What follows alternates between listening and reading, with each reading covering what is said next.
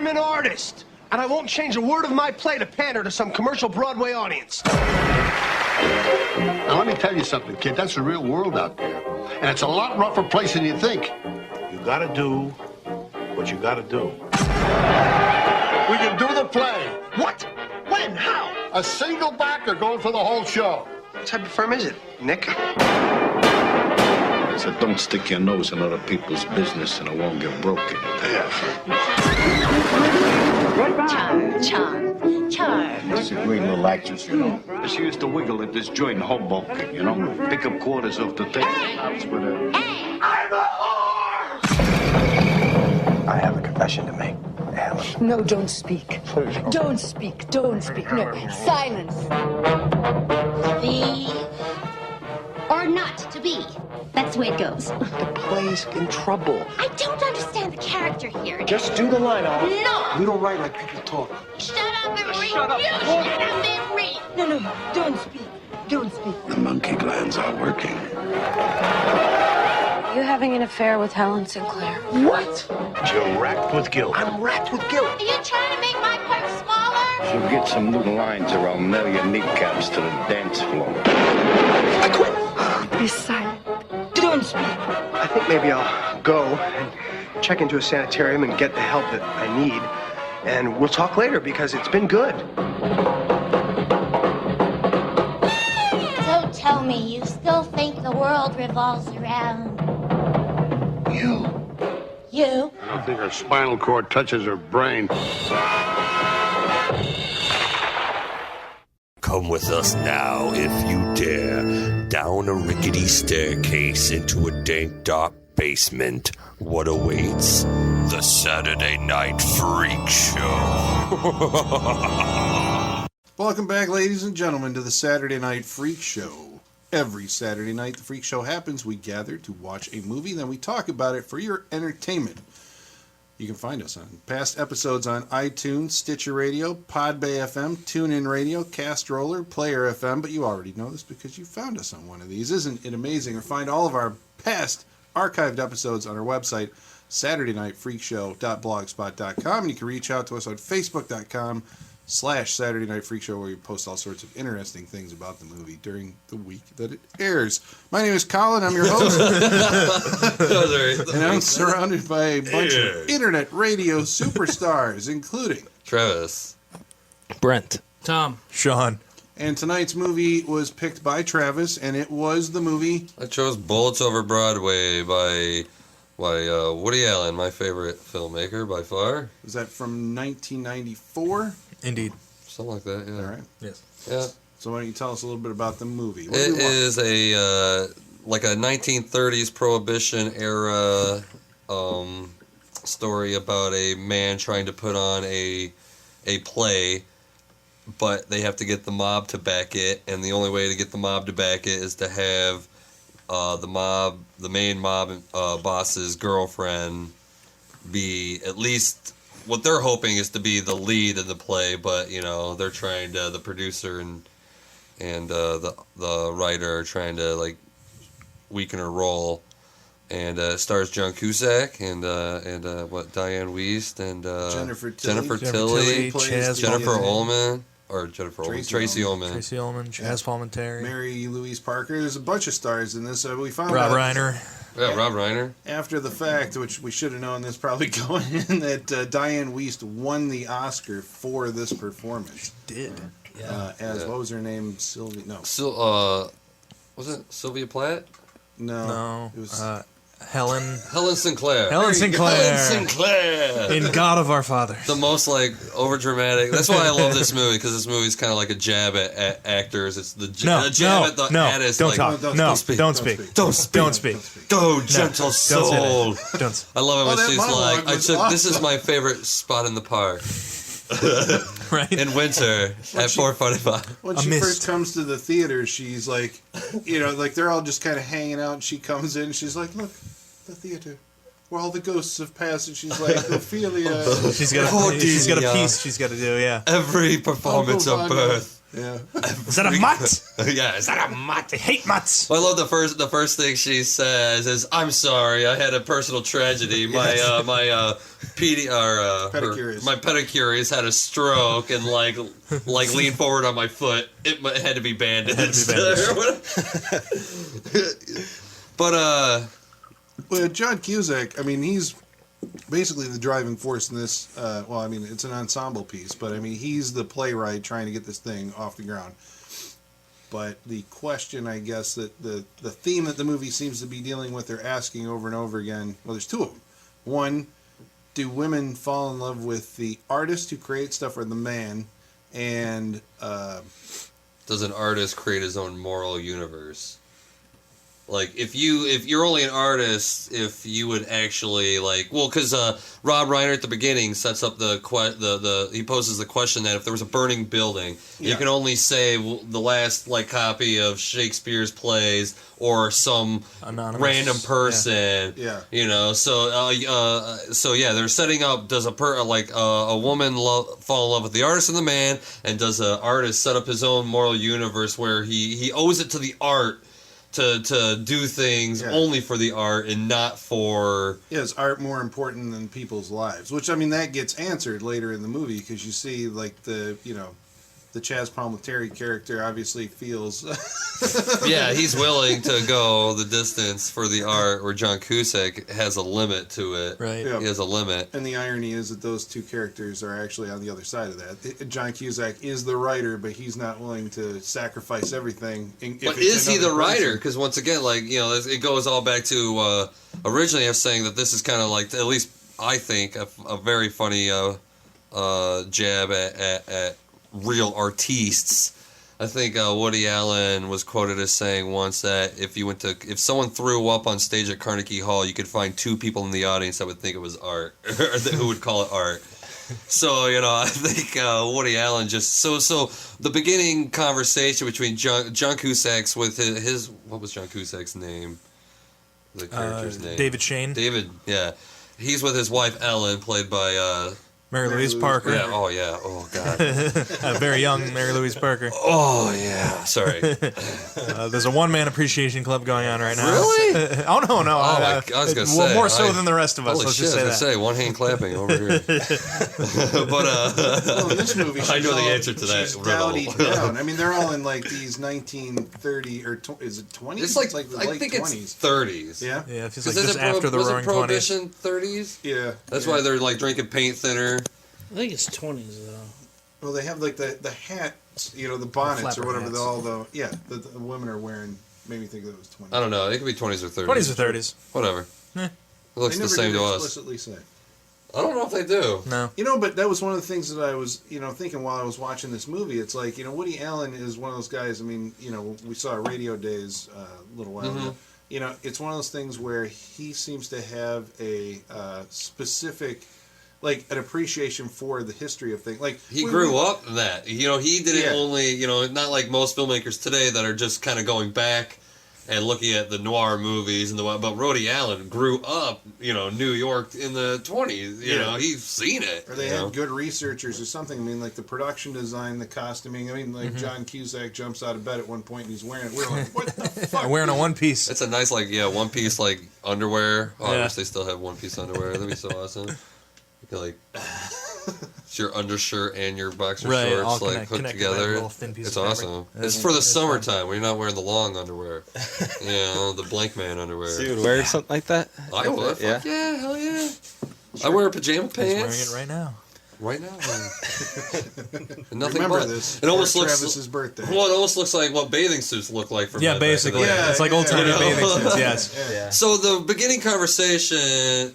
they're basically talking about, I like how Rob Reiner's talking about how, he only writes plays to be unproduced. I write one every year, and, no artist has ever been appreciated in this time. It's really heavy on these people, what they consider art. Well, I like that one painter, I paint a canvas every week. Take one look at it and slash it with a razor.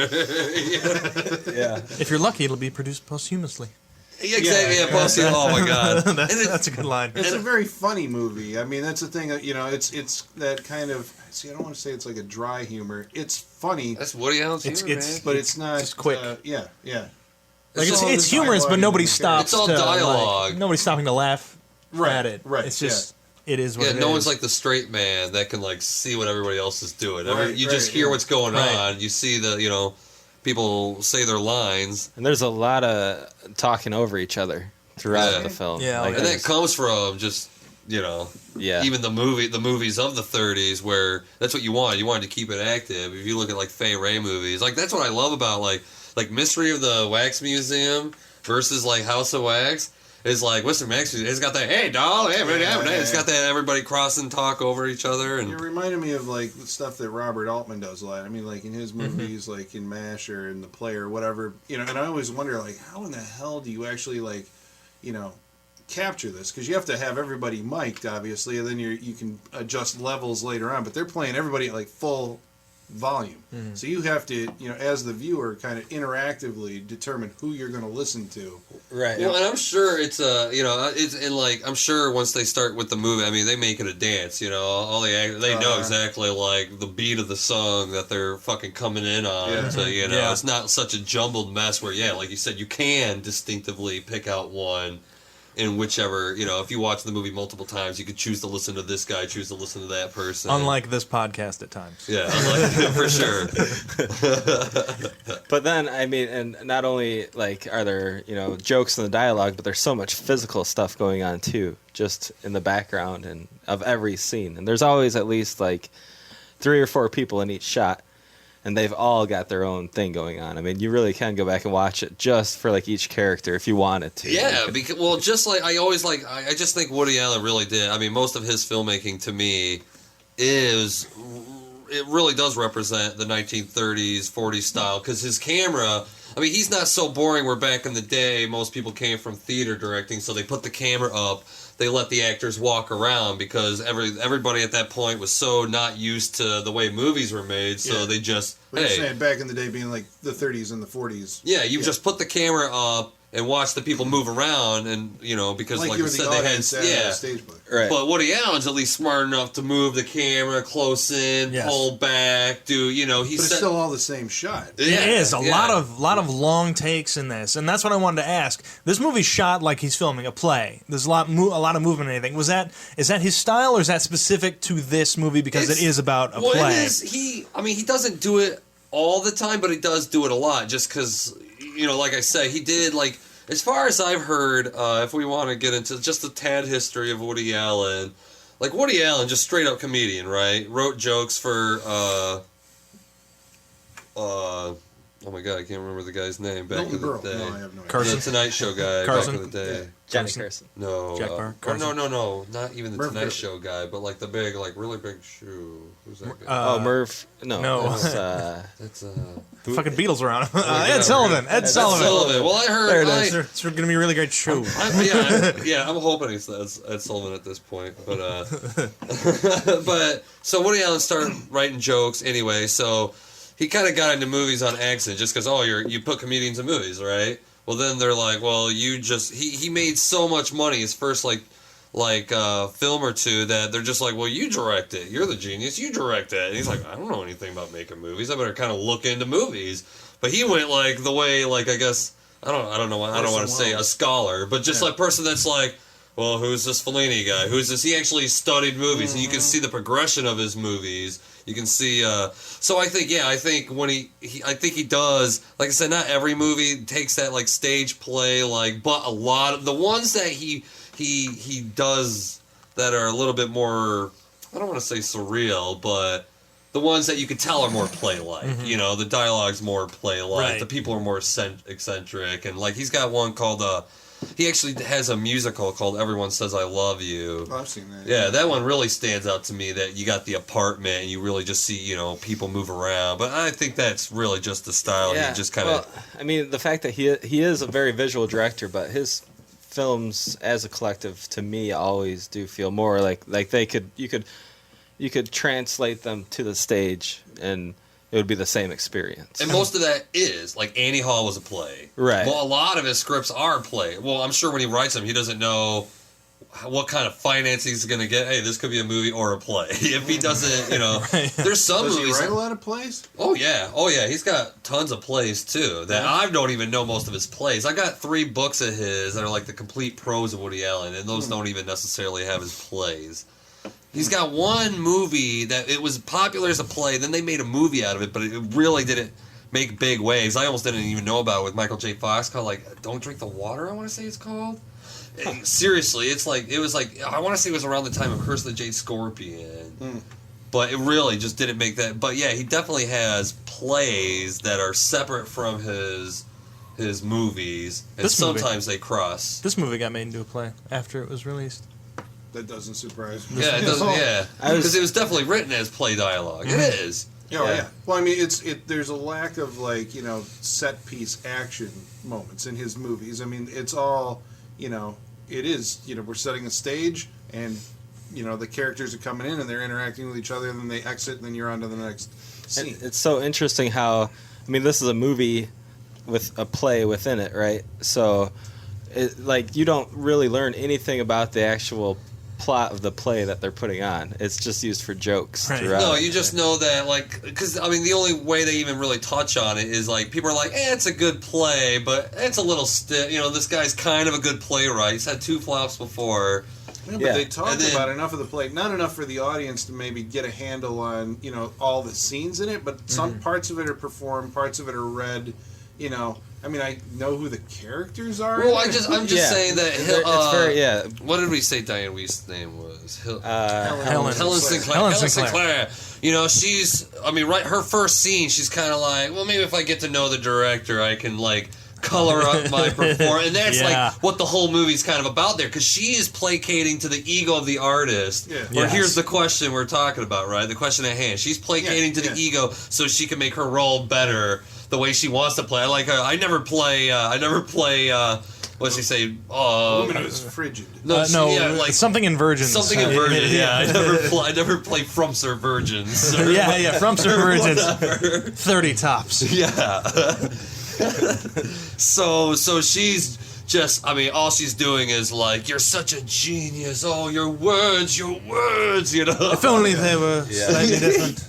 Yeah. Oh, you. And then, but she's always like, but is there any way we could just, kind of, if only this wasn't... Brighten her up. It's kind of genius, because he's so starstruck that he's even been able to have a conversation with this Broadway actress, even though she's kind of had some flops or whatever, that he's just like, oh, definitely, I have to trust your instinct. I have to, whatever. Which actually becomes a thread that he's constantly kind of questioning his own people. It's easy to make him question his own artwork just based on someone else's opinion. If he respects somebody, they could easily be like, what about this? And he's like, oh my god, what about that? Even so much where when Cheech finally does make the good recommendation, the good recommendation, and everybody has to because that was that's great. a better idea. I mean, I didn't see that coming. That was one of those things, right? There's the mobsters assign the because the mobster's girl Olive can't act at all. Jennifer Tilly. Which actually, that's something. Olive. When you act that you can't act, that's got to be hard to do. Nominated for an Academy Award. Was she for that? Yes, for this role, yes. But she's assigned a bodyguard, which is Chaz Palminteri Cheech, and so he's he hates fucking being there, and he's the boss makes him read lines with her. He specifically has that scene at the beginning where he just hates her. He just knows, oh my god, her voice. Oh yeah. You can't do that. Yeah, but then he makes this really after sitting there in the back of the theater, watching this day in and day out. He makes a really insightful addition to it in terms of an idea that they're man, that's actually the woman should. I actually think I know the play story, because there's the lieutenant who's the husband. There's the wife. He's leaving the wife for Tracy Ullman, who's the woman, and Jennifer Tilly is supposed to play the doctor, the therapist. And they're supposed to stay in their apartment, no one must leave the premises or whatever. Yes, Jim Broadbent being the the lieutenant in The the play, lieutenant. right? Yeah, Oh, Jim his Broadbent's voice. also in this movie. Yeah. His character is Yeah, that's It's a really great good. character. That's one of the best I've seen in a long just the time. voice Right. drives me crazy. I can't do it. I wish I could. And the Lovely, idea lovely, that lovely. when it starts out, Lovely. Thank you. Yes. as the producers, I'll take the loin now, please. Thank you. Lovely. they're the producers and John Cusack are the producer, Who's which the producer? it's Jim. What was it? Jack Warner. Jack Warner. Like I said, Jack Warner. They're getting all these actors, well-known actors, together, and Jack Warner's he's trying to, dissuade Cusack's character from choosing Jim Broadbent because of his compulsive eating problems. He lays out everything that happens in the movie before it happens. He's like, no, he can't do that because he's going to get stressed. He's going to start eating again, and by opening day, he's going to be as big as what does he say? As big as my wife's ass. or my sister. My Did I say sister's My ass? sister's ass. Or something, yeah, some kind of, something like that. And sure enough, you just watch and it's funny every time that guy's at the craft services table, or like, Oh, just could I trouble you for just boiling water and a little tea? yes, yeah, because that's the what lemon. that's what it goes from. It goes from that to like pulling chickens out of his pocket. That was awesome. Yeah, he's having an affair with Jennifer Tilly's character. And, before we get started, hold on, let me reach in my pocket and have like It's got a leg. chicken leg. Yeah. Tom, will you let other people speak, please? Jesus. Tom, did you like the movie? That's a wrap-up question. Oh, You're Wrap-up leading question. him. I think Tom's Leading the witness. You're leading the witness. Sustained. So, I think, Well, the whole thing, from that moment of, Cheech contributing the idea, that spirals into, this whole, it opens up the movie where Cheech actually starts co-writing the story. Yeah. He knows more about, the dramatic intentions of all of these characters, what would seem more real. exactly. The real thing is the big thing, right? Because I know what people John Cusack, they're all pretentious artist guys. Right. They're, trying to, well, I want to add a poetry to what he's like, well, but no one talks like that, you know? That's why it's boring, That's so funny. Oh my god, I just love his character in this. Yeah, I mean, it was interesting to kind of watch the whole thing because John Cusack thinks that he's sold out to the mob, obviously, because they're financing the play. I'm a whore. Tradition. Yeah, I'm a whore. That's why he demands that the guy that gets stressed out and eats. That's why he demands that. He's like, I made this compromise on having Olive or whatever be in the play, so you have to get me. I need someone legitimate. But he doesn't seem to recognize that he's selling out. He's changing his own work at the whims of Helen Sinclair. Because she that's just the is funny a part, master manipulator. Well, because she's placating to the ego, Yeah. She's like, oh, you're such an artist. You're such a, your words, and all that jazz. And he's just falling in love with her, just because, whatever. She's acting, you can tell the line. She's she's just so over. She just tries to make poetry out of her own lines, right? Right. I like to think they're lines from all the other plays that she flopped in. She just something like that, right? Bringing them back to fit in, yes. Yeah, it fits his little narrative in his own head on what being an artist is. Speaking all fucking fruity. Yeah, but I love the other one. But the the idea that when he tries to confess his love that he's falling in love with her, she's always that's the running gag in the movie is don't speak. Don't speak. She shoves her hands in his face. Just, no, don't. Yeah. Because she doesn't want to hear it. She just wants a physical just change the play. I don't want to be in keep love with him you. Yeah. enticed, generating. Well, eventually he's gonna write a part for her in another play. Well, be still. She says, "Be still. Don't speak." No. That's right. When she does my favorite spot. I've once heard in my life somebody took a girl to where he goes to write, and I'm like, you're a fucking asshole. That's what you are. That's when you know someone's an asshole. So if they tell you they have a favorite spot, they can have a favorite spot. That's all their own. If they show you it and tell you it, they're an asshole. Well, he was probably just trying to get laid, right? Well, yeah, exactly. That's what I'm saying. They're an asshole. It's that's the point, that they're trying to seem deeper than they actually are. I have a favorite spot. I know exactly at this time it is the most beautiful in the world. It's just oh my god, it's just bullshit. It's sharing your special moment with another person. Yeah, I know nothing about that. Yeah. So yeah, I mean that takes the movie in a completely different direction, which is kind of cool. And then it brings the bullets over Broadway. It seems like the mobsters are just taking out people left and right, and eventually Jim Broadbent gets involved with Olive, which then creates a tension between him and Chaz. Is it Chaz?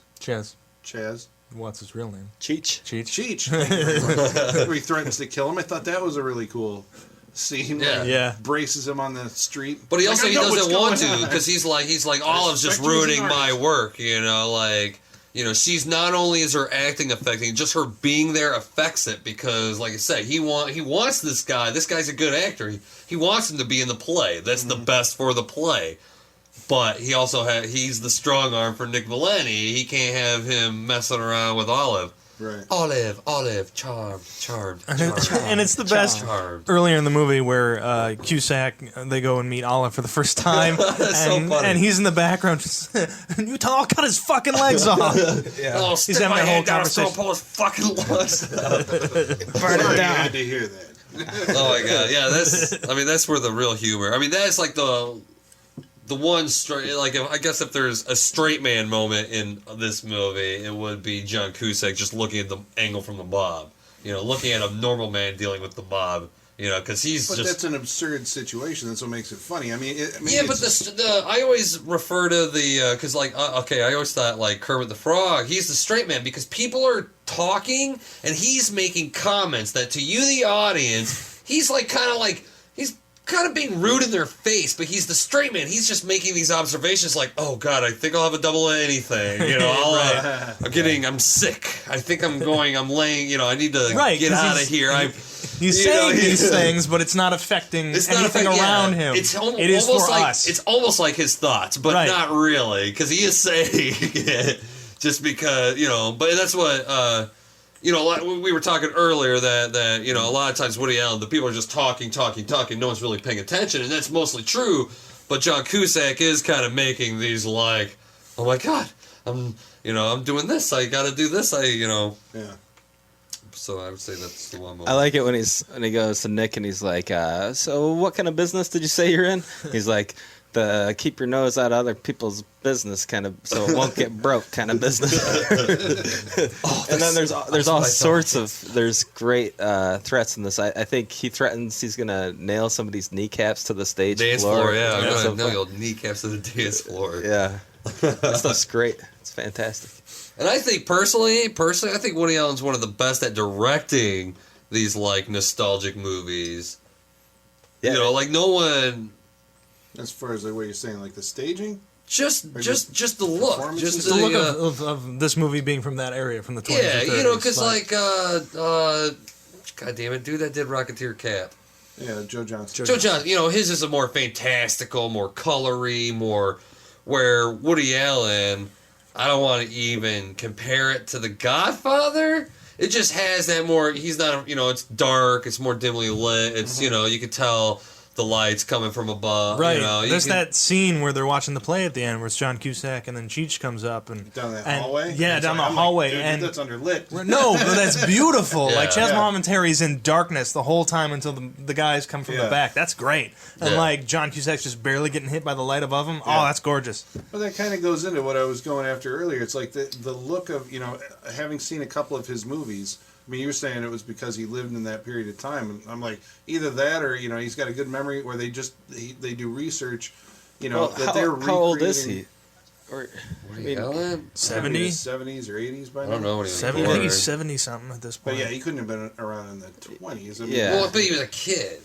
Well, even then, he was a kid in the 20s. I don't know when he was born. We have to look it up. Even then, you're talking he's like 95. We're looking at Captain. If he was a kid in the 20s, he'd be like 100 years old.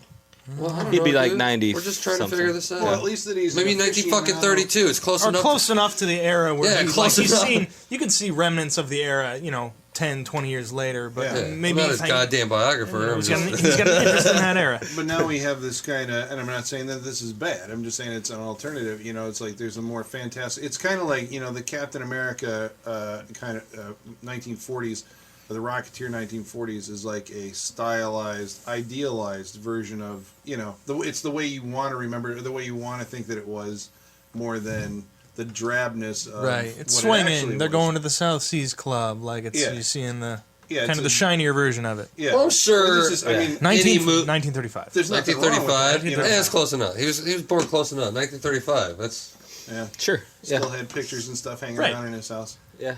Of these. because actually, Radio Days is about World War II. Yeah, it's okay, not yeah, about yeah, World yeah, War. right, Yeah, yeah. it's not about Prohibition or nothing. But it there's a realism to it, I guess. I mean, the whole thing is artificially constructed, but it looks, when you're looking at it, it looks so vividly detailed, that it could. Yeah. Yeah, because I can't imagine 1925 is that much different from 35. Like, it could be like, we got better hats, bigger hats, rounder rims. No hats. Bolo. Yeah. And the flapper. There was a second Reich, a third Reich. Yeah. That's the difference. There was a third Reich. Right. The flappers. I mean, like the flappers. There's more than one scene where they're, these people talking at a club, and there's just this full on, the show going production. on. Yeah, the showgirls behind the flappers, right? That's what they're called. Right. Yeah. But they're just doing like the these chorus line. all out. The flappers. They're all out dance Flappers are more numbers. 20s.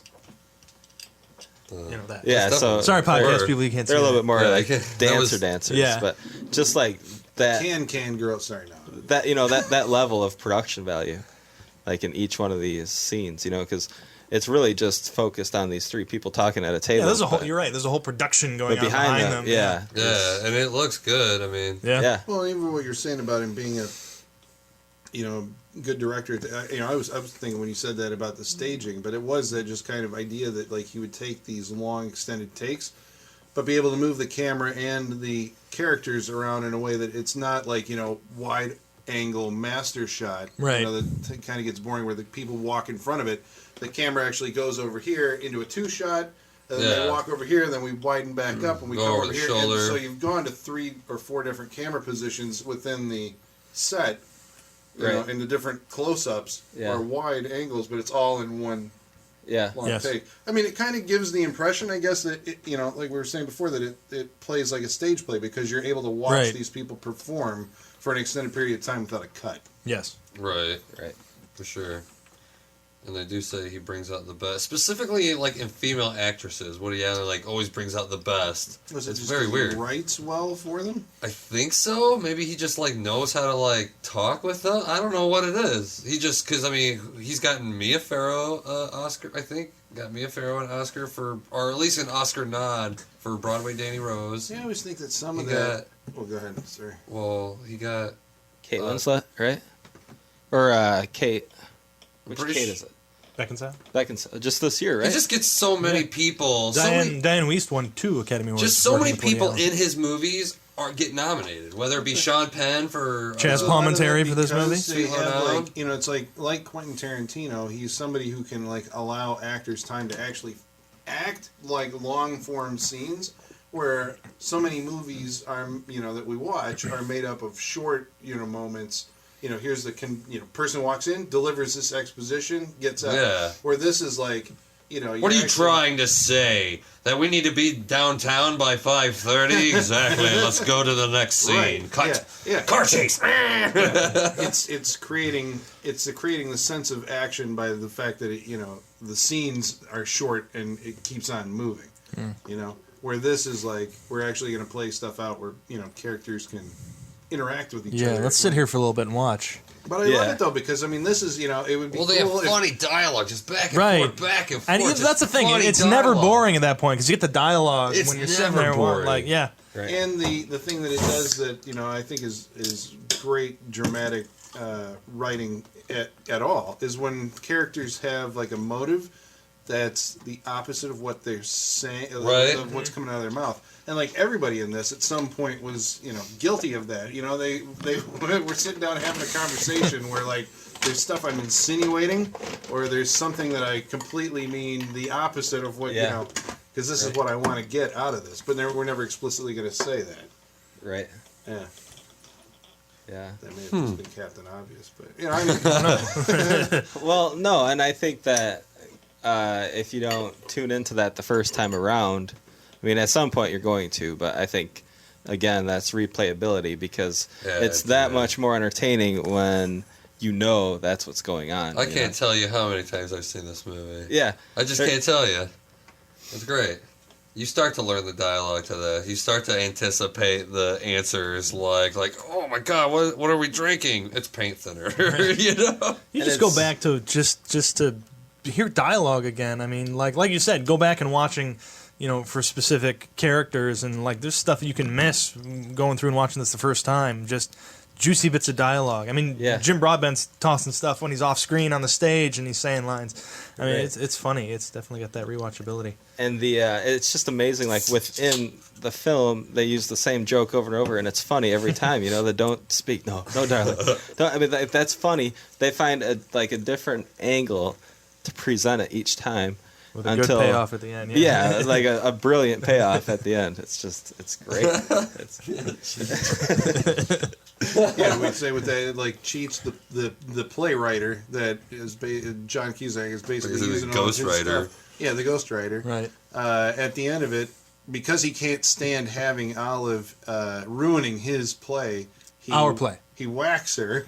Well, because there's the question we were talking about: how what artists ultimately give up anything? Like, does an artist create his own moral universe because he's an artist? He's supposed to be on a more intellectual level, and that's kind of like what they're proving in a weird way that this guy's willing to kill. Yeah, that was the thesis. I mean, they laid out the thesis at the beginning of the movie and paid it off. Yeah, I mean that was part of the gist of it. I mean, those the twin thesis. Both paid off. They were set up in that conversation with Rob Reiner and paid off at the end. He kills her because his art is more important than a human life. And it helps that he's a mobster who's done this plenty of times before. Yeah. Oh, I love the song as soon as when he's going to the familiar spot. I like it when a director can show you a familiar, like, all you had to do is see it 2 times, and it was so fun knowing, oh shit, he's going down that alley, he's going right there. Where he's going. And there's the song that up the lazy river, or it's like, oh shit, it's his shooting people on the dock song. Exactly. Yeah. So then the mob. Oh, sorry. Well, just on top of that, I mean, Cheech, in his mind, he justifies it because she's a whore, because she's a tramp. She's a tramp. She's sleeping with. Well, because she sees him as a no good anonymous person, like Rob Reiner said. What do you care? Yeah. He does what he has to do, right? Yeah. That's what Rob Reiner said. A famous philosopher I talked to once told me, you gotta do what you gotta do. I like in that same speech when John Cusack's admitting to Rob Reiner, his friend, that he has feelings for Helen Sinclair. And John Cusack's like, I'm racked with guilt. You're racked with guilt.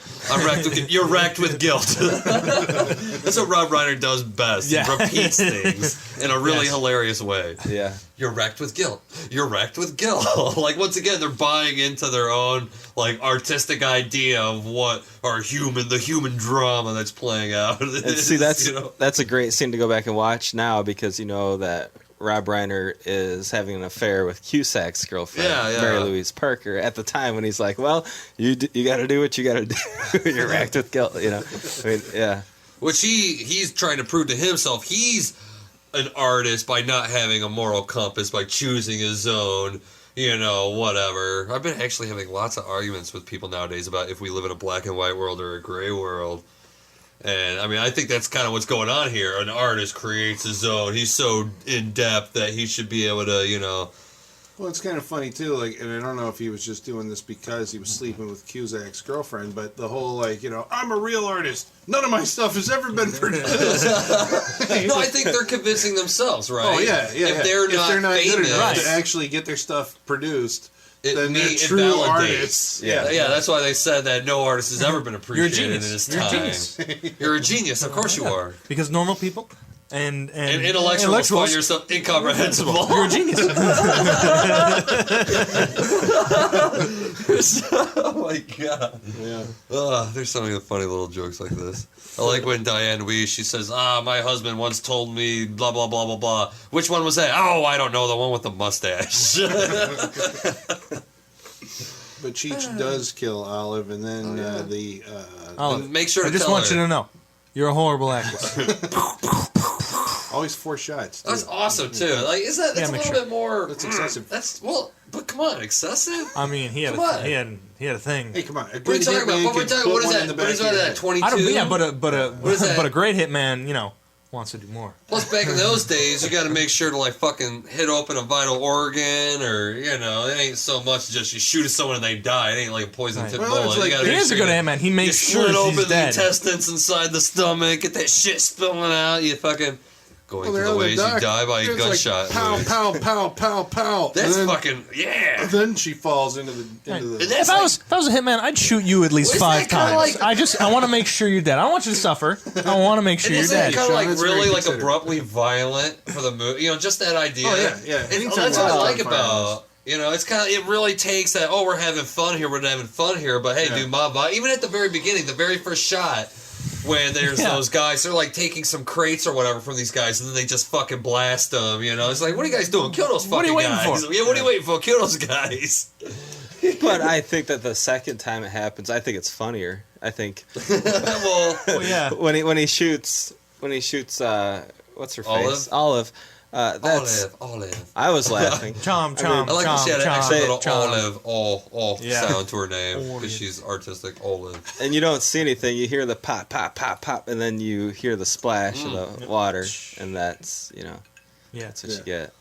It's very stagecrafty-ish. It is, and then you just make it like if you're Travis and you see the organs exploding and blood splattering everywhere. This is why you got to do it so many times. Violent. Well, because I had a buddy who watched a horror movie, and he complained that it took so long to strangle a hooker. And I'm like, have you ever... That is not realistic in any way. It takes 5 seconds for her to die. That's what I was telling him. I was like, how the fuck do you know how long it takes to strangle somebody? That might take a while. I don't fucking know. Maybe 5 minutes is a long time when you're trying to strangle someone, when you're trying to like make this a quick, easy thing. I think movies are always shorter. Well, but maybe even it could even be the director making it seem like, oh my god, I gotta make this a quick kill, so it seems longer because you just want to snuff out the life as quickly as possible. So, but still, like I said, making the excessive violence to me sometimes. Oh, whoa. Hold on.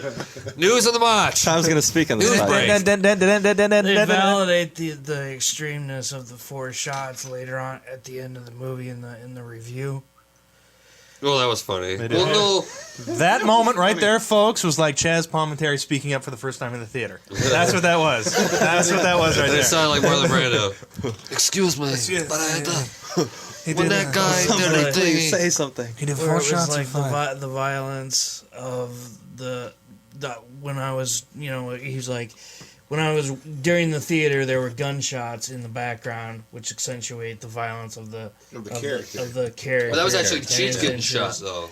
Right. Yeah. But the review they relayed. Reviewer. So those shots emphasize the killing of Olive as well. And then Broadbent, man, when he goes out, he's like, "Coming, darling." Oh my god, that was so funny. I'm just in the garden. I'm just in the garden tending roses. Brilliant. His last words as he's dying, because John Cusack runs up. He's like, "Oh my god!" He's like, "The last line of the play. She should tell him that she's pregnant." He's like, "Oh my god, that's don't speak. Don't speak. Oh my god, don't speak." Oh, brilliant. I know people that can't stomach Woody Allen movies, but love that "don't speak" but thing because oh god, it just speaks to. If you listen to this podcast normally, I hope you know that I don't favor actors or people that consider themselves artists. They annoy me.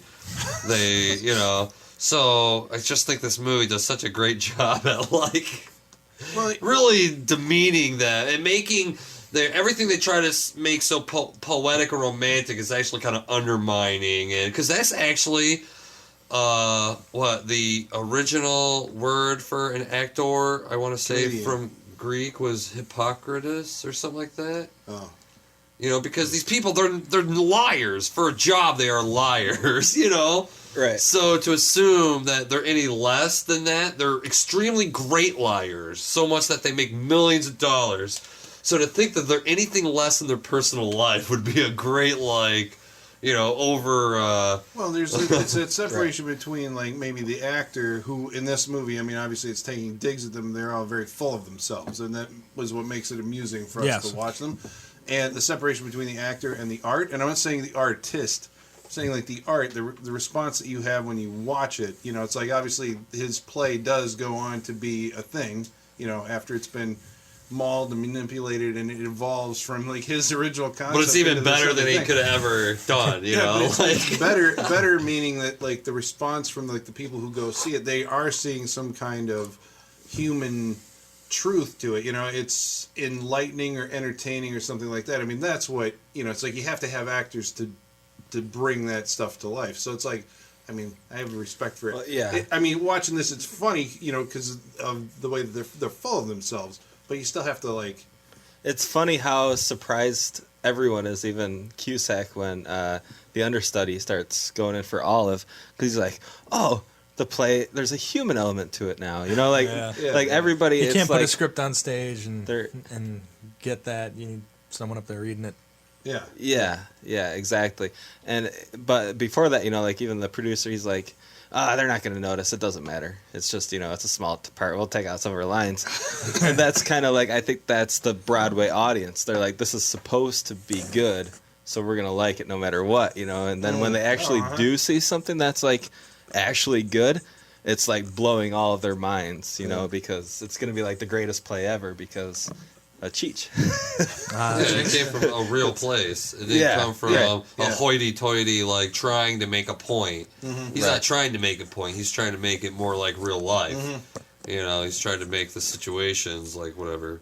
Like, when it's just like, that way it's not boring. It's like, you should have him notice her. Yeah, that way it's not boring. What is it? The very first time you see that, what does he say? He gets up because Olive's doing some sort of line, and he's like, fuck this, or something. She's like masochistic. Masochistic? Yeah, I mean someone that, like, enjoys pain. What is she, retarded? Like, Jesus Christ. Fuck this. Yeah. Oh my God, when they're reading each other's lines, like, you gotta help Olive practice. She's got lines to remember. She's like, you are reliving your mother's... Ha! Ha! It doesn't say ha. I can add it if I want. No, you can't. It's almost like a child, argument. Yeah. Oh my God. Her two ad-libs were ha, and then she was working on her ha-ha. Oh, like a laugh. Like a ha-ha-ha-ha-ha-ha. I think we're glossing over something here, that Travis does a terrific Jennifer Tilly impersonation. It's because I've watched so many, like, Woody Allen actually writes ditses. If you watch Mighty Aphrodite, Mia Sorvino was nominated for an Academy Award for a similar kind of ditzy character. He writes, it's almost like he writes the same kind of one. Yeah. Well, I mean, he's done so many. I mean, it's like how he's obviously trying to go after some great white buffalo. I mean, he's got like a bunch of them, like 10 or 20 that he's going after, but they keep coming up as themes or characters. They do. Well, because I don't know. Once again, I think it's kind of that.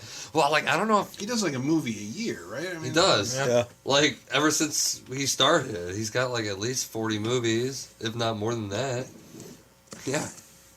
Goddamn genius. He's a goddamn genius. Genius. Seriously. It is impressive. Everybody should watch more of his movies. Well, it's the thing. You wonder why, I mean, he's a name. I would say he's maybe a household name, but then you try to pin people down to like, what's your favorite Woody Allen movie? And like nobody's seen anything. I mean, again, this is around the crowd that I hang around. Well, no, that's a fact. I swear to God, like this was my first Woody Allen movie. Wait, weren't you here for... Son of a bitch. I was not. I wasn't here for the last one. Oh, you weren't here. We had a sub for Sean, I think. Oh. Yep. You also had a sub for me. And Tom was not here either. So this is Tom's first freak show. Was this your first Woody Allen movie? Yes, it was. Well, we're sorry you couldn't be here for it. Tom's trying not to pass out. Yeah, I fucking love Woody Allen. I don't know, just his dialogue. I've always never liked Woody Allen. It's just It's your first movie. You just saw one. He's 40 movies. How do you know you won't like one of them? His public perception. Oh, bullshit. I don't want to hear this. I've always kind of like... what they call that? All right, here I'm gonna get. This is the cat in the butt. Like Mia Farrow had an adopted daughter. Yeah, that's why everybody. Is that what you're talking about? The affair with the or just like the way he comes across, in interviews, like. What's the matter? You don't like people that the affair like nervous and the way he comes across, and just like he's always kind of like this like hipster douchey kind of New York hipster attitude. Douchey, and it's like dude, Woody Allen got me to take an earring out of my ear because it's like I don't fucking need this shit to impress motherfuckers. When I think of when I think of Woody Allen and what he like the image that. This kind of like theory that's formed in my mind of his character.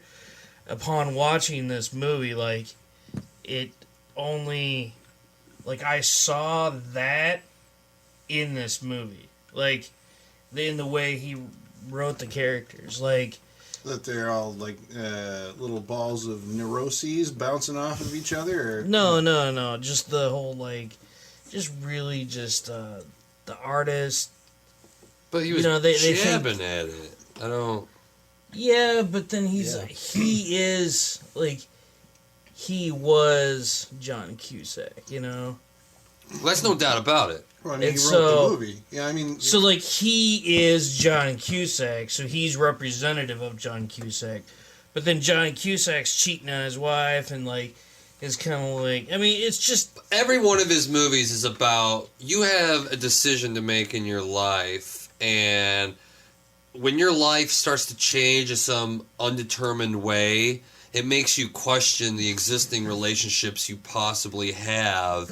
And it's all about, should I be happy with what I already have? Or since I'm going through these changes, should I try to leave this as part of my past? I mean, this is why I love Woody Allen. Because to me, this is the true human drama of life. This is why I really don't like love stories in movies, because... Those are just placating to a romantic, feel-goodery bullshit where this is the real drama of romance where it's like, it's really questioning how you feel about everybody at every moment because I think that's what people kind of really do. I don't think everybody's ever 100% secure in every decision they make their whole lives. You're always like, God, did I make the right decision? What if I can get this better girl who's better for me? I can have a better life. Not that I don't have a good life now, or, because people get depressed, they, like, I don't know. I agree. Well, yeah, I mean, it's just good satire. I think that what it's doing is it's taking these,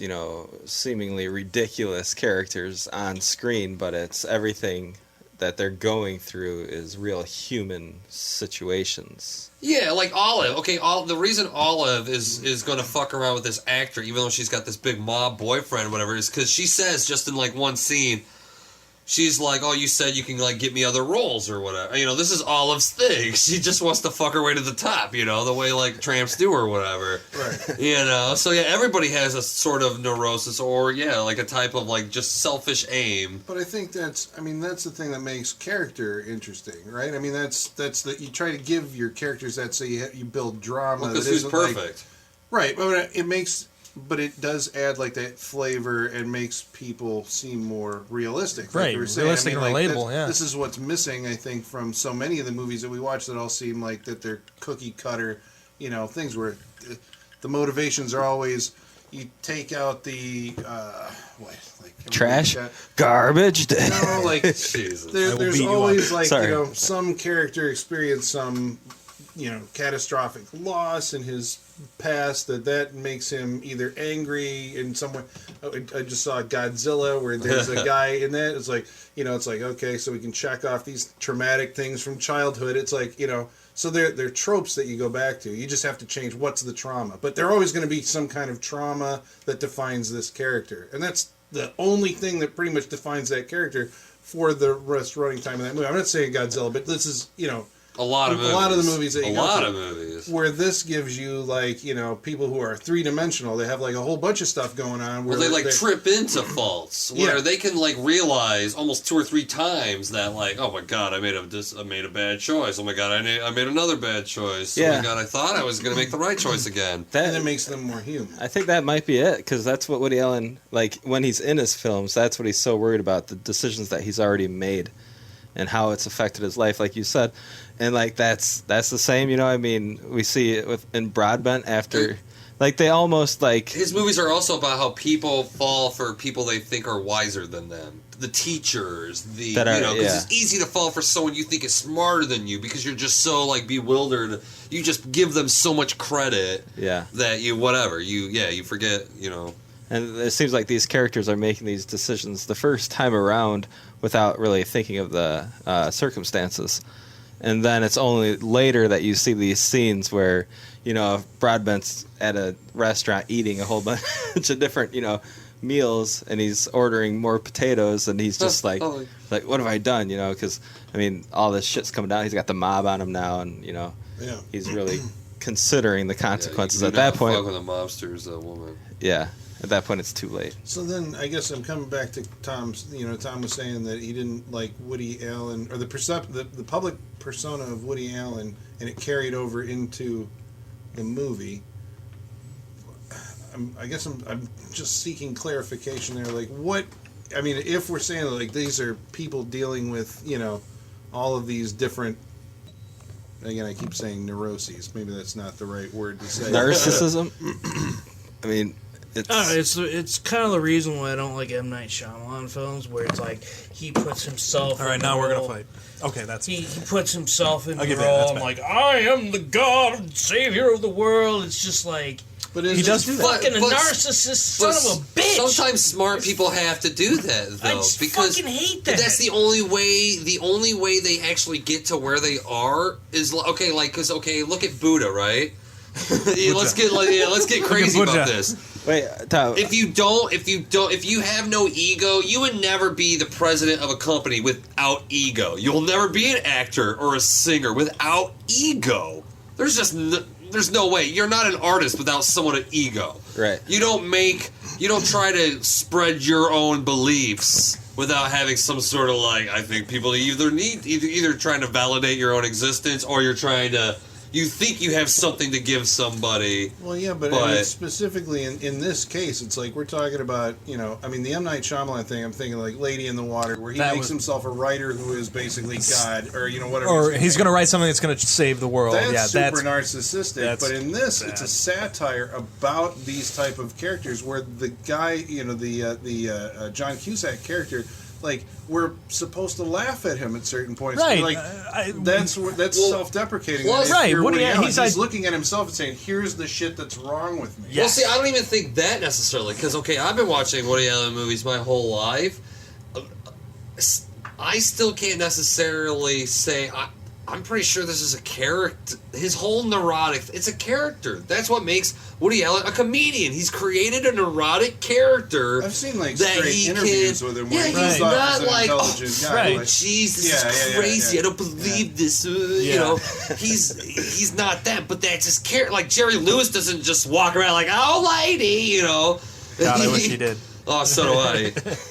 But I think because he's kept with that, so many people have adopted that as Woody Allen's personality. And it's amazing how, you know, now that I'm thinking about it, how long it's actually been since we've seen that personality in, like, a movie. I can't even think, like, how long has Woody Allen been himself in... You've seen more of his movies than I have. Woody Allen... I mean, it's like at least... Usually comes back... 15 years or something like that since he's coming out with something. He's starring in something. I don't know if it's his film, but he's starring in something soon. Yeah, but like he's directing stuff, and he's he always directs. Like but he's more the last thing like, I remember him actually being. Like, we have this remembrance of his character from, you know, Annie Hall on through. Yeah. You know, whatever the hell he was doing in the 90s. But, like, now it's like, it seems like he's more behind the scenes, like, here comes a Woody Allen because he's fucking old. Yeah, he's definitely old. It's hard to have, like, that romantic relationship with, like a... He's a fucking old pervert. He's not a pervert. No. Well, you don't know that. I don't know that. We don't know that. How many perverts marry the victim? I just gotta say that. How many perverts marry the victim for like 20 or 30? I don't even know how long they've been married. You know, your favorite director's a pervert. It just hasn't come out in the public yet. That's true. Bryan Singer. We don't know shit. We don't know shit. I mean, I'm just saying, like, just because. Everybody just thinks, okay, he was Mia fucking stab you. Mia Farrow. Yeah, Mia Farrow adopted a daughter. It was Mia Farrow's adopted daughter. Woody Allen, I'm not positive necessarily how much Woody Allen had in raising her, but it was Mia Farrow's adopted daughter. Yeah, Mia Farrow lived with Woody Allen, and like I don't even try to make this sound like it's a light because it's a very weird situation. I will fucking give you that. It's a very weird situation. I'm not saying it's normal whatsoever, but I'm pretty sure. Oh my god! Did she change her name to Dylan? Is she Dylan Farrow now? No There was just idea. something recently in the news, like within the last year or something, where About the other daughter claiming that Woody Allen. Yeah, it's one of those things where there's smoke, there's probably fire, right? But I mean, I don't know how much bearing that has on it. Right. It doesn't like. If he made movies about, well, I guess he has kind of made movies about like grappling with his attraction to women and stuff like that, but. It's not like Victor Salva, the director of Jeepers Creepers, was like a convicted sex offender who makes a movie about a male creature chasing down specifically this boy who has dyed pink underwear at some point. They talk about like he washed his clothes in a laundry and they were pink, and he chases it, and I'm like, okay, so that's uncomfortable, Yeah. This is like, it's not that same kind of thing, I don't think. Like I said, I'm not saying the Woody Allen thing's not fucking weird. I'm just saying TV has just blown it out of proportion, just like the fucking Pee Wee Herman jacking off in the theater thing. It was something to fucking run with, to sell shit, and it's just, Right. It's made a perception of someone we don't actually know. It doesn't mean that we want to be friends with this guy, right? We don't want to know him socially. To me, none of that, I mean, and this is different for every person, but stuff like that doesn't factor in to the written to what I'm seeing. Well, I'm saying Roman Polanski didn't marry the girl he fucking like right back. It's like that's why it's like I'm not so quick to jump on him, because it's like sexual predator is one thing. Someone that marries a fucking young Asian chick that just so happened to be adopted by his fucking wife. Yeah, weird. I think she was. I can't. God damn it! I don't want to say this like out of bounds, but I want to say she was even 17 or 18. I think so. Yeah, I don't even think she was some young bullshit. It's just like the whole Texas Chainsaw Massacre. Fucking who's the real guy? Damn it, Ed Gein. Ed Gein did not have lampshades of skin and shit like that. That was shit that the police and the judge, just because they're just whatever. They're over fucking exaggerating what the hell's going on, because it is so bizarre. It is so weird. And it's just like, you know why? I swear to fucking God, everybody hates Canada. I swear to God. You know why? It's because fucking WWF. Yeah, it's a big joke. It's a big joke how everybody hates Canada. It's a big joke. And I guarantee it's why. It's because WWF had a big, like, fuck Canada back when Brett Mike. Plus, there was the Blame Canada thing in South Park. That's what I'm saying. That's what I'm saying. Media has a lot to do with people's like weird, like national, like perceptions. It's fucking stupid. It's weird. I mean, we'd never go see another Tom Cruise movie because he's doing something. I will actually never go see. I'm right on that. I'm in that club. Guy's a freak. Yeah, I mean, I guess if you make a personal distinction that like I am morally opposed to like everything that this person stands for, then I'm just not gonna like allow not gonna go participate in this or go see it, like Disney, people don't Disney go to Chick-fil-A, I mean, like, there's all sorts of stuff that, like, but now that you have seen the movie, it's like, is there, a way to experience the film as a film? Yeah, without taking it personal. Without seeing the man behind the curtain, or is it impossible with a Woody Allen? I think without stabbing him in at this that time. specific movie, you saw the man behind the curtain, because the movie was just about him and his society. And that's what I took out of it. But how do you know that's a society? So you're assuming this is real. Like I said, this guy's... It's about creative writers and directors and actors. But when you write what you know, because there is a reason. I remember when we first started this podcast, we talked about Woody Allen. You're like, highbrow comedy. But, I'll say, it is fucking highbrow comedy. It is smart comedy. These people are New Yorkers. There's a reason why only, really, the East Coast really appreciates Woody Allen and, foreign people or whatever.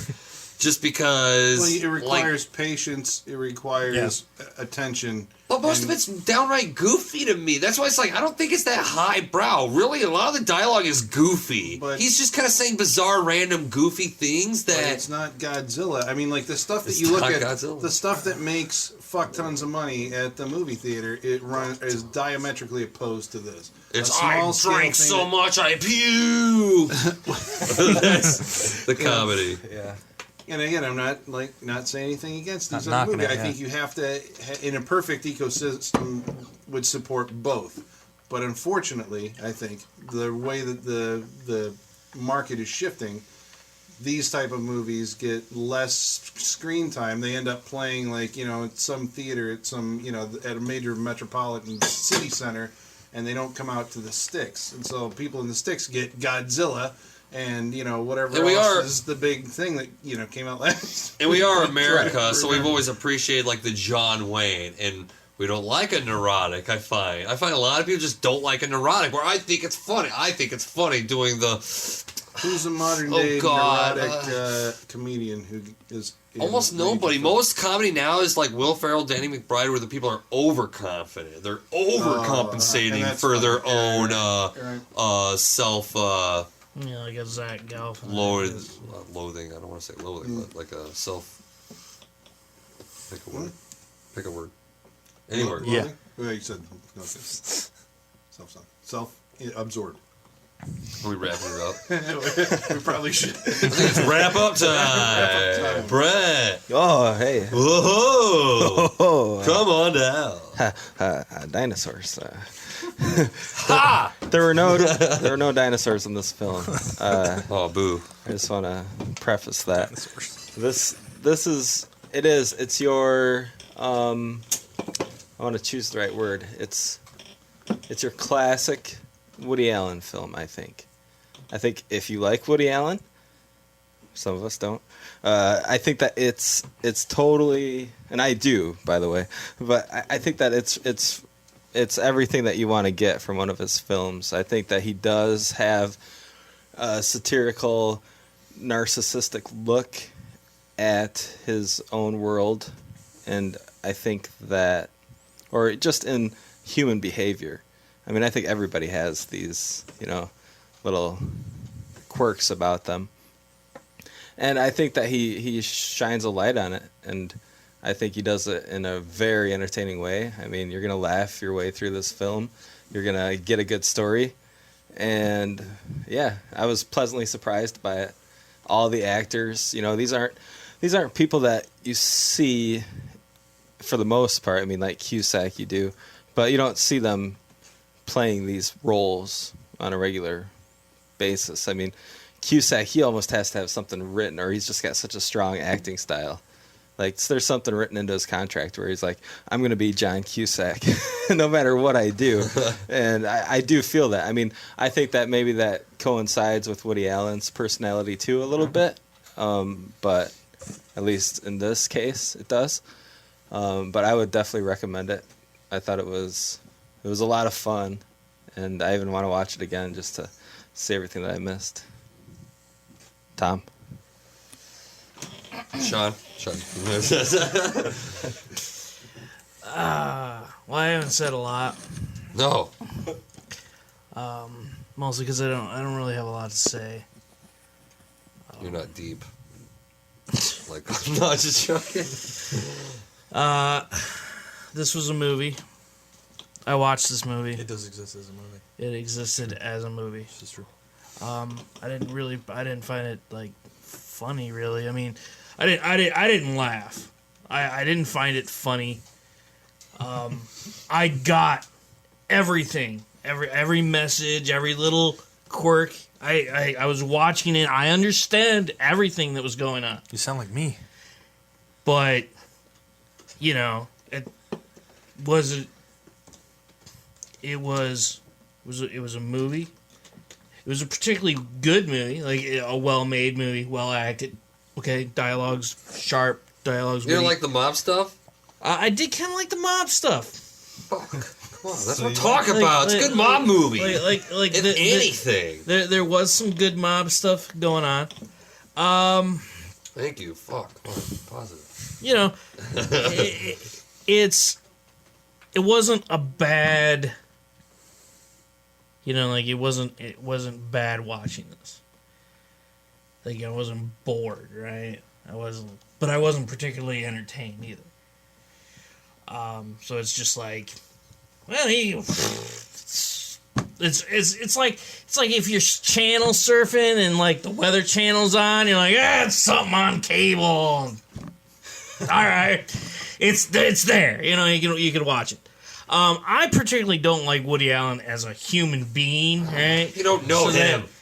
Just from what I take, and that probably I got a lot of that out of this movie. You know, this movie felt like him pontificating about himself, and then I sit like on the podcast and for an hour and a half pontificating. It's just like. Just seen the warm up. Are we still on the air? Are we still on the air? Somebody check the signal. Fists shaking. That was your warning, folks. Fucking rough, man. Fucking rough. Would it be fair to say you were just simply not interested? Yeah, I wasn't interested. I wasn't interested going in, and after watching it, I'm like, I haven't seen a Woody Allen movie. I wasn't interested going in. Watched it, was like, meh. But at the end, I'm still not interested. But you're on a podcast where everybody's bringing. I mean, if we're all bringing our own interests, right? So I mean, you have to go in with at least a willingness to. I came with a willingness. I came here. You said you went in not interested. I came here fucking tonight, right? Well, you can show up. That's fine, but like, if and I wasn't feeling well either. So like, that says something. I could have just fucking stayed home. You could have. Didn't you? But I fucking watched the goddamn movie, right? Sorry. I'll stop. I didn't have anything to say on the fucking podcast because you guys were fucking saying it all. Well. Oh, no. Hey, damaging equipment. Wow. That's like making the audience go nuts. I just want to make the disclaimer that you really don't know a person that is in the public eye, because I can go to like a grocery store and read the scandal sheets, and if I went by that, then scandal sheets. What the fuck? If you go by that, then the lady had the 3-headed baby, right, and this world is fucked up. Exactly. If you go by that. Yeah. So I mean, like Woody Allen, that's no different. It's a. I'm sure, like Travis says, it's a weird situation, but it's hearing we don't it know through it. a filter. It's hearsay. It's bullshit. Right. We don't fucking know. Right. Yeah. Like I said, I guarantee no one says boo about Roman Polanski. Everybody sees his shit still. Like everybody still. They did. Well, wait. It is is he the convicted? time, but I want to say he can't come into the country. Right, he's not in the country. Because he fled before he could be convicted. Yeah, exactly. Right. If he ever came back, he'd get foot one into the country. It's like yeah. Well, they arrested him for that year or whatever. They somehow he went. But nowadays they protect him. Hell yeah. And they kept him under house arrest for a while. Then finally, the country that was hosting him said, fuck the U.S. or whatever, let him go. Was it Russia? But we were like, we're gonna get you, Roman Polanski, if it's the last thing we do. We wouldn't do that now. Now we would just take his name off of the thing, wait for it to go quiet, then hopefully he could do X-Men Apocalypse. What the fuck is going on? That's what's going to I'm happen. pissed. Yeah. Anyway. There's definitely worse people out there than. Fuck. Well, I'm There's just way saying worse we don't know. people. Just We like don't know that just like this. I'm sorry. I mean, I'm talking about Roman Polanski. but just like Michael Jackson, we really don't fucking know. Hearsay all over the place. Really no evidence of it. Doesn't mean I ain't gonna dance the fucking Thriller. Right. Doesn't mean, Right. his artwork is not necessarily representative. He doesn't have movies about fucking little girls, so there's nothing for me to be like, I can't watch his movies. It's all about molesting little Asian girls. They're not. Right. They're just not that about would that. Be something. Yeah, that if Woody Allen made that movie, that would Might be a little like, weird. I don't know about this. Yeah. I have to take that year off. Like I said, I swear I'm going to find a Woody Allen movie for everyone that they love. There's one for everyone. He's made so many goddamn movies. He's so talented. But that's just not my rep. There could be one out there. I don't know. I like I said, I didn't find it particularly humorous, but I wasn't bored. So I mean, I guess that's something But do you think you can allow yourself to find that Woody Allen movie, or are you going to bring this in for every Woody Allen movie you see? I don't know. Well, I didn't see the other one. What was the other one we watched? Deconstructing Harry. I didn't see that one. Henry. I never seen Annie Hall. That's disregarding Harry. That's regarding Henry. Let's not talk about that movie. So it's I never saw it. So it's like I don't know. I mean, this movie had some mob stuff that I found that was kind of interesting. Ritz. But like the whole like play stuff was just like like this, and then like the artist pontification. Cool. I'm going to go the complete opposite way. First of all, I'm a sucker for anything that kind of shows the behind the scenes workings of like, Hollywood or the stage. And first, that got me right off the bat. I went into this, I'd never seen a Woody Allen movie before. I was kind of hesitant, like I didn't know how I was going to feel about this. But definitely pleasantly surprised. I thought everything was great. The writing, the acting, the directing especially. I love that it was shot like it was a play just on screen. But more than that, I mean, the camera movement and everything, the long takes, like that was good. I was a fan. The overlapping dialogue, people talking off stage, little things here and there. The detail, it was great. I highly recommend it. More Woody Allen, please. Like I'll watch more. I'm sold. Like it's good. Well, I mean, I don't know. I don't have a whole lot to add to what I've been talking about during the podcast. I mean, except for, that this movie is a comedy. I mean, I keep on getting, dogged for the fact that I sit during comedies and, don't laugh. Yeah. You laugh. You laugh, Colin. Good because job. This is comedy that works. And this is a comedy that appeals to me. It's like, well, okay. What are you saying about brain candy? Yeah. All right, I'm making a... What does this look like? A game? A disclaimer that this is just, people down here just don't get it. To my own personal taste. But this is the kind of stuff, it's comedy that surprises you. I guess maybe that's the thing. It's like, I like it when comedy the joke sneaks up and you don't see it coming. Well, I think that's isn't that what comedy is? Just like a horror movie. Yeah, it needs to catch you by kind of right. surprise. It can't be an obvious setup but to I it. think, in so many things, it's like, I know where they're going to go with this. I know where they're going to go with that. And so it may be amusing, but it's not laugh out loud funny unless it really does, catch you completely off guard.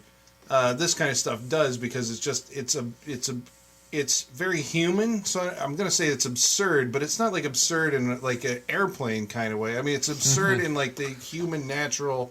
You can imagine people behaving like this if you were eavesdropping on them. And it's like you caught something. This seems like this isn't forced or anything that we planned to happen. I mean, that's maybe the thing about it that I like. It's it all just kind of unfolds in kind of organic.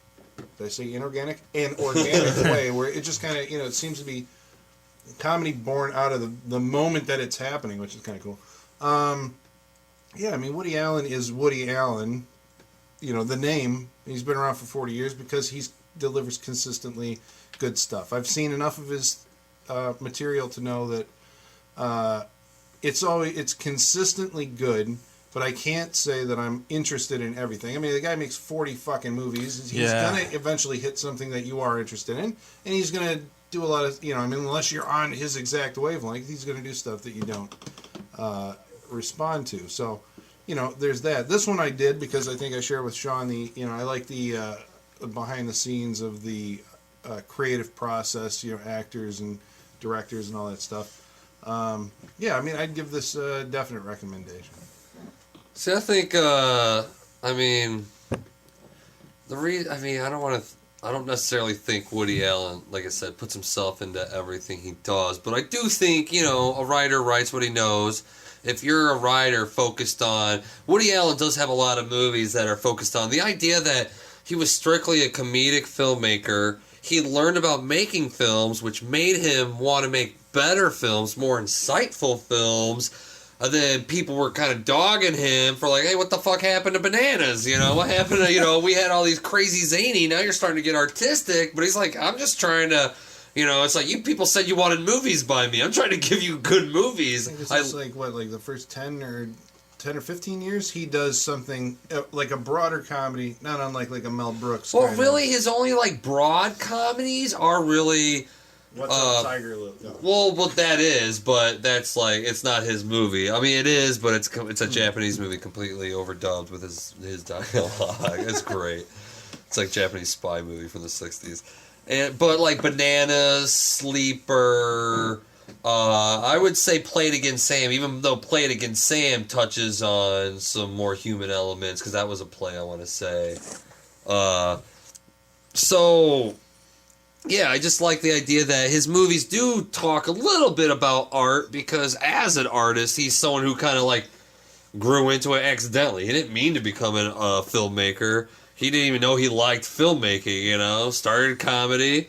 Fucking people want comedians in movies. I guess I'll direct one. I better learn about directing. I better watch some of these movies, watch whatever, watch what makes good movies. So he just got consistently better and better and better. He even had a movie called Stardust Memories, which to me is Stardust Memories like his most like artistic movie, just because it is kind of about a comedian that made funny films, that made art films, and everybody's like dogging on him, like, when are you gonna get back to making your funny ones? And he's like, well, I'm not fun. I don't feel funny. I don't want to make funny movies. I don't feel it. But then like in the end of the movie, aliens visit him and they're like, we're a great fan of your work, but we did enjoy the funnier early ones, you know, just because, you know, he understands that people like to laugh a little bit more than they like to be insightful. So I think he just delivers both. I think every one of his movies, to me, delivers both. He delivers laughs with insightfulness. I think... Match Point? Well... I was going to say he's got Interiors, he has Match Point. He does have his few that are totally serious, and I would actually have to admit those are not my favorite. Because, I mean, I'm a Woody Allen fan, but I will admit when I do not like a Woody Allen movie. I've got no shame in my game. Thrillers might like those. Maybe, well, I like Match Point. Interiors is not a thriller. Crimes and Misdemeanors. Crimes and Misdemeanors is fucking awesome. I did not like almost anything with Scarlett Johansson. I did not like. I did not like Scoop.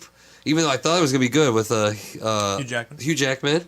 But, so, I did not like that. Yeah, so, Well, I mean... It's straight drama. It's not funny?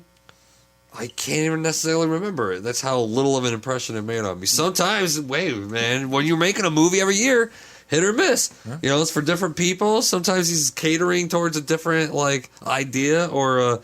So I think, I mean, I don't even want to say I recommend this movie. I just recommend Woody Allen as a filmmaker. Well, come on, because shit, he's my favorite filmmaker. What can I say? That's a definite. But I'm just saying, well, because that's what I did. I started Play It Again Sam, 1972, I want to say, his first movie. I went up. That's the way you do it, man. He is genius. Fucking genius, dude. And a podcast. That's it. All right, until next week, then let's wrap up on Bullets Over Broadway. Next week, Sean is going to be bringing us a film. We're going to sit down and watch. What are we going to watch, Sean? The horror classic, Night of the Lepus. That's a movie about killer rabbits. Bunny rabbits. I want to thank Bunny Rabbits for classing up the Saturday Night Freak. Yes. Oh, we're gonna get freaky after this point. I think. I showed you guys some art tonight. We're gonna get a little cheap after this. Oscar-winning films tonight. Yes. Next week we are definitely very far from Oscar-winning movies.